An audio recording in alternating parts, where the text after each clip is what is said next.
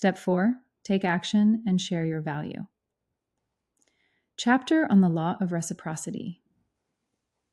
Below is a live video transcribed after a trip to Mexico in 2018.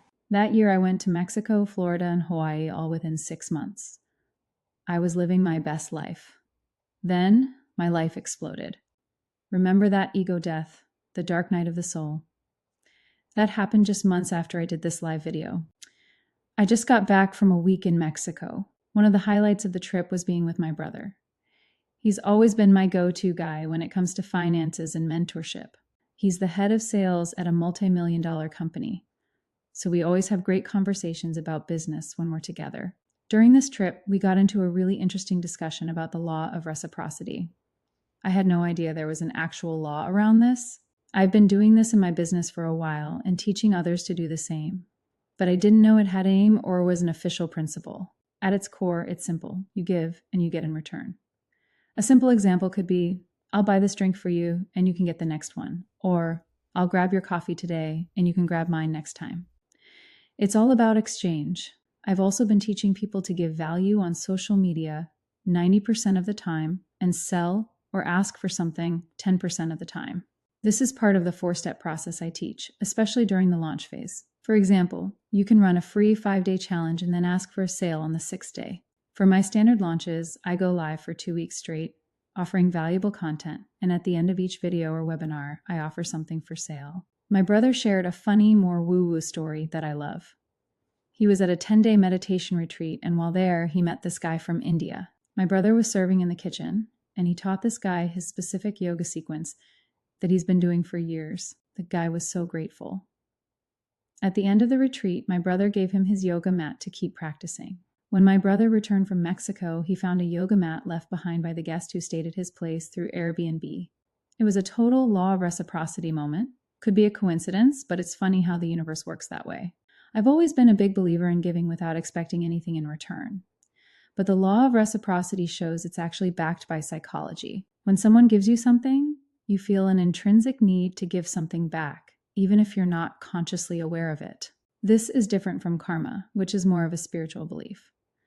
The law of reciprocity has real psychological backing.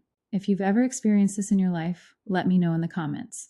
One of my most recent experiences with this was when a girl complimented my skirt, and I offered to give it to her since it didn't fit me properly. I gave it to her, and when I came back to work, she had left me a pile of chocolate bars. She owned a chocolate company. I didn't expect anything in return, but this was a beautiful example of the law of reciprocity in action. So how does this apply to you, both in life and in business? The more you give, the more you'll receive. In business, it's all about giving valuable information, education, insight, and help. People will get to know, like, and trust you, and eventually, they may decide to purchase your products or services. For example, I have a free reset program to help people lose weight. Most of the people who take it end up purchasing products or bigger programs from me without me even asking. I'm not giving away my entire business for free, but the valuable information I offer builds trust and rapport with my audience. It's a win-win. One person who took my free program lost 10 pounds and got so excited about it that she started referring all of her friends to me. Not everyone will follow through, but the value you give still pays off. One tip I'd give is to offer free automated content so you're not overwhelmed by people not following through on free offers. You can create free PDFs, meal plans, or video content that people can access without you having to manually manage it. This is the jab, jab, jab, right hook approach, popularized by Gary Vee. You want to give valuable content 90% of the time and ask for a sale only 10% of the time. But for clarity, my approach is more like jab, jab, jab, jab, jab, jab, jab, right hook. You want to give tons of value before you ask for the sale. When I run my launches, I show up and offer 90% value and 10% asking for the sale. Often, people give a lot of value but forget to ask for the sale. You can't forget that key step. People need to know what they can buy from you. Now back to my brother. We had some great conversations, poolside, beachside, and waterfall side. He's a sales genius and believes in listening more than talking during a sales conversation. The more the prospect speaks, the better. You need to ask questions and let them tell their story. Sales is all about listening. Storytelling is another thing we talked about. I've really gotten into storytelling lately because I realized how powerful it is in selling. For example, when I sold my last coaching program, I shared my story of being a burnt-out dietitian, working in 10 different locations, juggling a full-time job and my business. I hired a business coach, invested in myself, and eventually quit my job to go full-time in my business. That's what resonated with my audience. This is especially important when you're selling something like coaching. Sharing your personal journey helps potential clients relate. If you're selling a specific product, talk about how it helped you or changed your life. You want to connect emotionally with your audience. When it comes to launching, clarity is key. When I launched my coaching program, I didn't have any questions. People just bought it because my message was so clear. In the past, with some of my wellness programs, I've had a lot of back and forth because the messaging wasn't specific enough.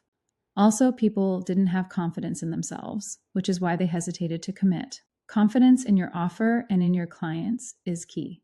If you're offering a program, challenge, or course, make sure your messaging is clear so people know exactly what they're getting and whether it's right for them. It's crucial to have financial ease while you are walking through this 4-step process. Financial stress is the biggest repellent to success. Start to pay attention to how you feel around spending and receiving money.